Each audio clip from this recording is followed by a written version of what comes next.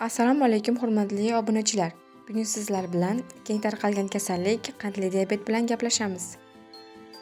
Qandli diabet bu organizmda insulin gormoni yetishmasligi yoki uning ta'siri buzilishi natijasida qonda qand miqdorining oshib ketishi bilan kechadigan surunkali kasallik hisoblanadi.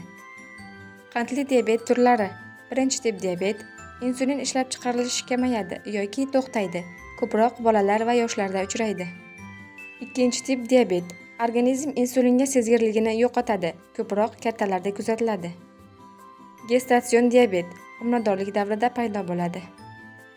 Qandli diabet sabablari: irsiy moyillik, noto'g'ri ovqatlanish, kam harakatlik, semizlik, stress, gormonal buzilishlar, yosh ortishi.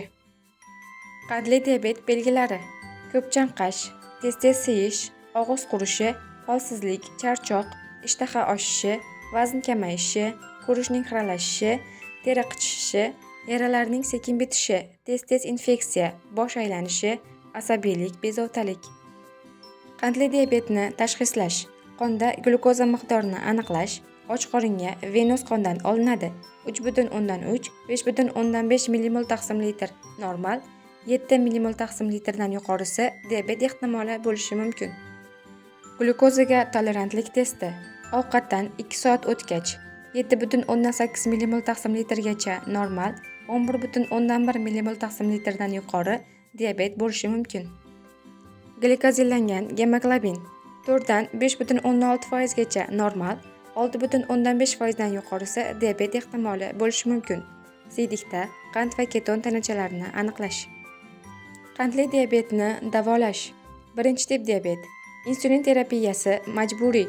Qisqa ta'sirli insulin, o'rta ta'sirli insulin, uzoq ta'sirli insulin. Ikkinchi tip diabet. Hayot tarzini o'zgartirish va dori vositalari: tabletkalar, metformin, glibenkalamid, dieta, jismoniy faollik, vazn nazorati.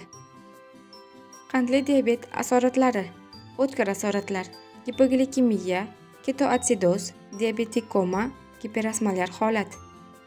Surunkali asoratlar: yurak qon tomir kasalliklari, diabetik nefropatiya, diabetik retinopatiya, diabetik neyropatiya, diabetik oyoq sindromi.